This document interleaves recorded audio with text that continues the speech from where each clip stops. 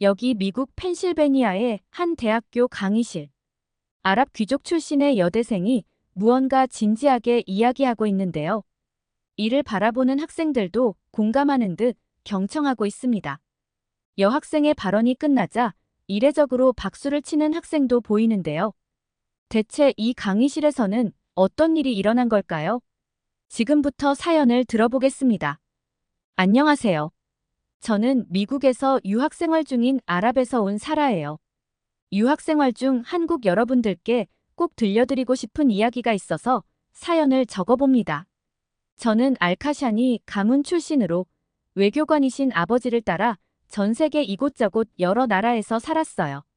저희 알카샤니 집안은 아랍의 많은 귀족 가문 중 하나인데 우리 아랍에서는 귀족 출신이 국제관계에 대한 경험이 풍부해 외교 활동에 참여하는 경우가 많아요.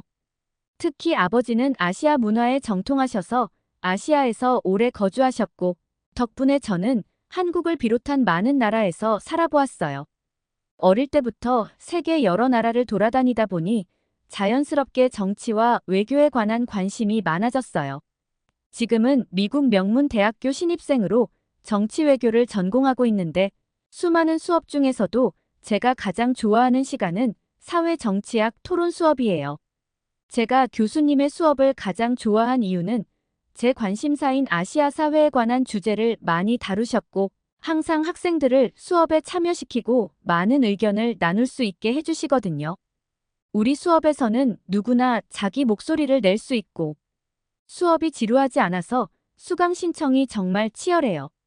특히 한국 사회와 문화에 관한 강연에서는 손꼽히는 분이셔서 치열한 수강 신청 끝에 수업을 들을 수 있었죠. 어린 시절 살았던 많은 나라들 중에서도 한국은 저에게 가장 소중하고 행복한 곳이거든요. 특히 음악을 좋아하는 언니와 많은 동요와 가요를 흥얼거리며 뛰어다녔던 추억이 아직도 생생해요. 언니는 지금은 결혼을 해서 자주 볼 수 없지만 그때 들었던 노래를 다시 들으면 유년기에 저로 돌아간 기분이 든달까요? 저는 한국에 대한 애정이 큰 편이기도 하고 아시아 문화와 관련된 수업에는 적극 참여하는 편인데 교수님은 한국 사회에 대한 열정적인 연구 끝에 다양한 한국 방송에도 출연하셨죠. 제가 들었던 교수님의 강의는 아시아의 사회 문화 현상에 대한 내용이었어요. 특히 제가 가진 배경 지식이 많은 한국과 중국, 일본에 대한 수업이 가장 재미있었죠. 교수님은 제가 입학하기 전인 2018년 강의에서 한국의 방탄소년단을 주목하라고 했다는 일화는 전설처럼 내려오고 있어요. 21세기 시장 경제는 한류가 중심이 될 것이라고 말씀하셨죠. 교수님의 말은 현실이 되었지만 사실 저는 한류가 이렇게까지 사랑받을 걸 미리 짐작하고 있었어요. 제가 특히 한국을 좋아하는 건 저희 친언니의 영향도 무척 크거든요. 언니는 동방신기 JYJ의 오랜 광팬이고 한국을 떠난 후에도 한국 음악과 영상을 손에서 놓지 않았어요. 저도 자연스럽게 아랍어로 된 자막으로 K-드라마와 K-팝 가수의 영상을 엄청 보게 됐죠. 그래서 아주 어릴 때부터 한국의 문화에 익숙하고 관심이 많을 수밖에 없는 환경이었죠. 자연스레 다른 친구들보다 아는 것도 훨씬 많았고요. 그래서 저는 이 수업은 저를 위한 수업이고 제가 꼭 들어야 할 수업이라고 생각했어요. 그런데 이 수업을 듣는 모든 학생들이 한국과 관련된 주제를 좋아하지는 않았어요. 그 수업에는 몇 명의 아시아 출신 친구들이 있었는데 특히 중국인의 숫자가 많았어요. 수업 중 교수님이 한국의 우수성을 이야기할 때면 중국 학생들은 비아냥거리는 거만한 표정을 짓곤 했어요. 한국은 중국을 형님의 나라로 깍듯하게 모시던 속국이라고 비웃었죠. 그런 게 한두 번이 아니라서 학생들도 듣기 싫은 싸늘한 반응이었어요. 이날도 교수님은 한국 문화에 대해 설명하고 계셨어요. 한국은 오래된 역사와 전통을 가지고 있어 문화적 깊이가 풍부하다고 하셨죠. 한국 문화의 우수성, 한류가 성공할 수밖에 없었던 이유를 설명하셨어요. 저도 제게 발언권이 왔을 때 한국에서 느꼈던 경험을 이야기했죠. K-팝과 K-드라마, 한국의 먹거리, 한복과 한옥의 아름다움, 온돌의 경험담 등 제가 한국에서 경험한 많은 것들에 대해서 신나게 이야기했어요. 바로 그때 중국인 남학생 한 명이 슬금슬금 손을 들더니 말하는 거예요. 저건 모두 중국을 베낀 거예요. 교수님은 황당해 하셨지만 그 학생의 이야기를 더 들어주셨죠.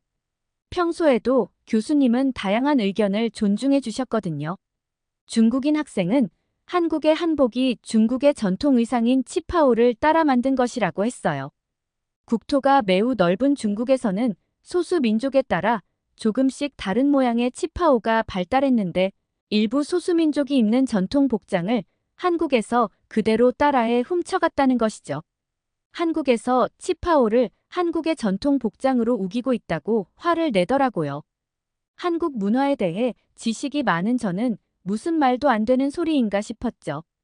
얼마 전에 아랍에서 한국 문화를 주제로 K컬처 페스티벌이 열렸는데 메인 테마가 한국의 패션이고 한복 패션쇼도 개최한다고 해서 관련 자료를 살펴봤었어요. 저도 공부를 마치고 아랍에 돌아가면 정치, 사회, 문화적으로 기여하고 싶은 마음이 크고 그게 제가 마땅히 해야 할 역할이자 책임이라고 생각하기 때문에 아랍의 새로운 이슈에 대해서는 늘 모니터링을 하는 편이거든요. 제가 다음 말을 생각하고 있던 찰나에 남학생은 더 큰 목소리로 비아냥거리기 시작했어요. 한국은 중국의 속국인 주제에 위대한 중국의 문화를 훔친 것도 모자라서 원조인 척 우기는 거짓말을 하는 나라라고요. 강의실 분위기는 빙하기가 된 듯 차가워졌어요. 일순간 정적이 흐르고 분위기가 싸해졌죠. 하지만 저는 차분하게 대답했어요. 이건 실제로 제가 한국에서 눈으로 보고 귀로 들은 것이고 거짓은 하나도 포함되어 있지 않다고요. 실제로 한국에서 그들의 문화를 겪어보았고 어떤 역사를 가지고 있는지 배경 지식을 가지고 말하는 거라고요. 중국 정부는 인터넷 검열과 정보 통제를 강력히 추진해서 다른 나라의 검색 포털은 접속이 안 될 텐데 객관적인 정보를 습득한 적도 실제로 한국에 가본 적도 없으면 그 주장이야말로 정확하지 않다고 했어요. 중국 애들이 자국의 폐쇄성에 대해 컴플렉스를 가지고 있는 걸 알고는 있었지만 치사하다고 해도 너무 짜증이 나서 어쩔 수 없었어요. 저는 목소리만 높이지 말고 증거와 경험을 바탕으로 이야기하라고 했죠. 그런데 중국 남학생은 워낙 오래된 소수민족의 역사라서 기록이 없다는 뻔뻔한 말을 하는 거예요. 저는 교수님께 이런 의미 없는 언쟁은 다른 학생들에게도 피해가 될 것 같다고 말했고, 교수님은 다음 수업 시간에 한국이 중국의 전통 문화를 베꼈다는 증거를 가져온다면 다시 발언권을 주겠다며 마무리했습니다. 하지만 명확한 증거 없이 주장만으로 따지는 비상식적인 행동을 한다면 다음 토론 수업에는 참여할 수 없다고 했죠. 중국 남학생은 교수님의 경고가 끝나기 무섭게 강의실 문을 발로 차서 뛰쳐나갔고 다음 수업 때는 아무런 증거를 가지고 오지 못했죠. 하지만 중국 남학생은 학기 내내 한국 험담을 늘어놓았어요. 예전부터 한국이 중국을 부러워해서 중국의 문화를 베낀 것이고 중국의 학자인 공자를 한국인으로 우기기까지 한다는 거예요. 미세먼지의 원인을 중국인 것으로 모함해서 국제적인 책임을 떠넘기고 있다는 말도 했죠. 하지만 이 모든 주장에 단 한 번도 증거를 제시하지는 않았어요. 언제나 학생들의 의견을 존중해 주시던 교수님도 참지 못한 날이 있었는데요. 바로 한국의 언어인 한글에 대해 이야기했던 날이었어요. 중국 학생은 중국의 문자인 한자를 베껴 만든 것이 한글이라고 주장했고 저는 그건 사실과 다르다고 반박했어요. 한국 생활을 마치고 아랍으로 귀국했을 때 세종학당에서 한국어 교육보조 자원봉사를 한 적도 있거든요. 이날은 교수님까지 훈민정음을 만든 이유와 과정이 역사적 증거로 명확하게 나와 있다고 이야기하시며 이런 언어는 세계 어디에도 없고 한국 문화의 우수성이 담긴 문자라고 설명해 주셨어요.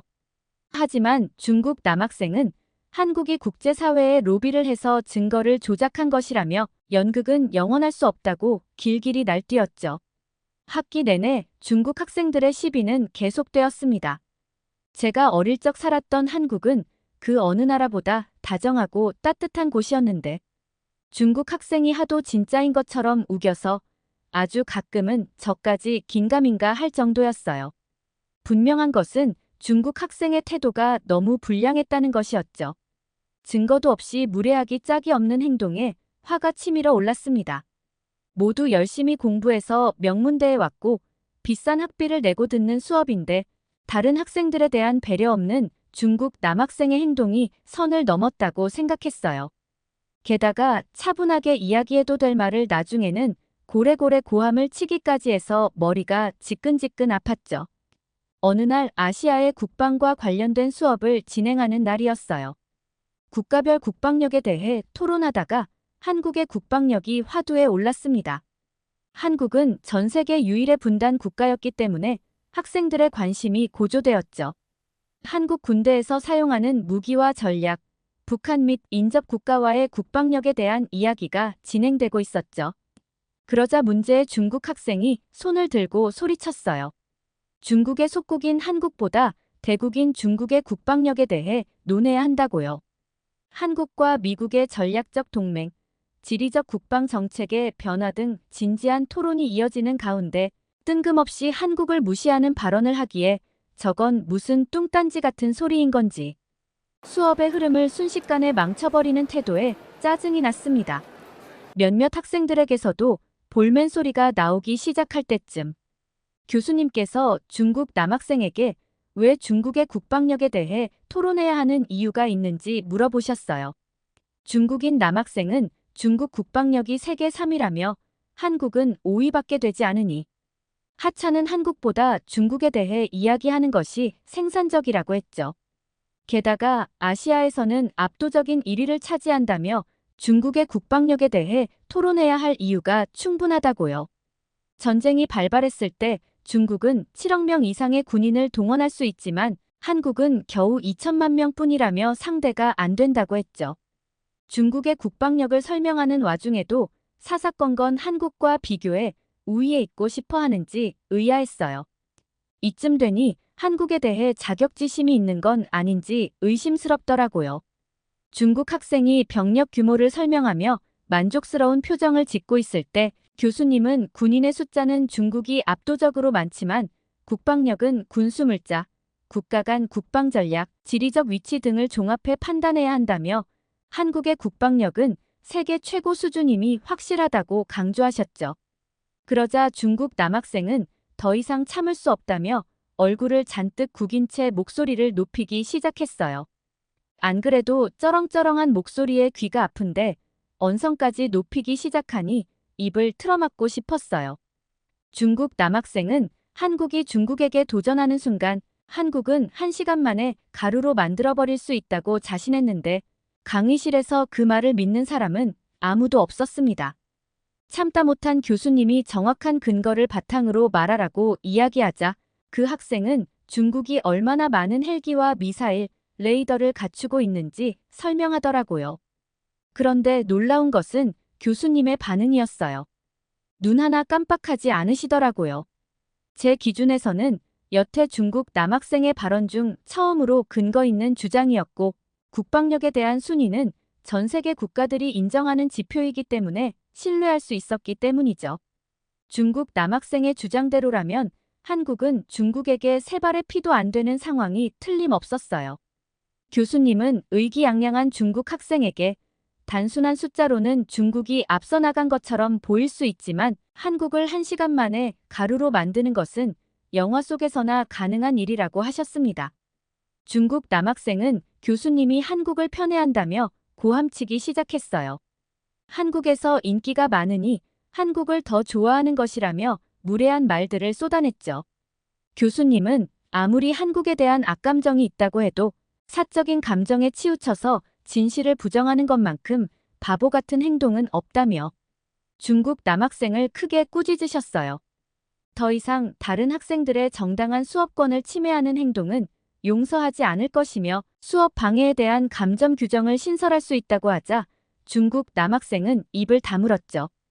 교수님은 단순히 숫자로만 국방력을 판단할 수 없다며 국제사회의 통찰력을 길러야 전문가가 될 수 있다고 말씀하셨어요. 교수님은 중국이 병력과 무기를 많이 가진 것이 사실이지만 한국은 월등한 품질로 앞서가고 있다며 공군을 예시로 설명했는데요. 한국이 보유한 F-35 스텔스 전투기는 중국이 보유한 전투기와 비교할 수 없는 수준이며 최근 중국이 항공모함의 개발 사업을 중단한 반면 한국은 관련 예산안을 확대한 사실을 알려주셨어요. 중국 학생은 한국에서 예산안 늘려봤자 중국에 한참 못 미칠 거라며 비웃었죠.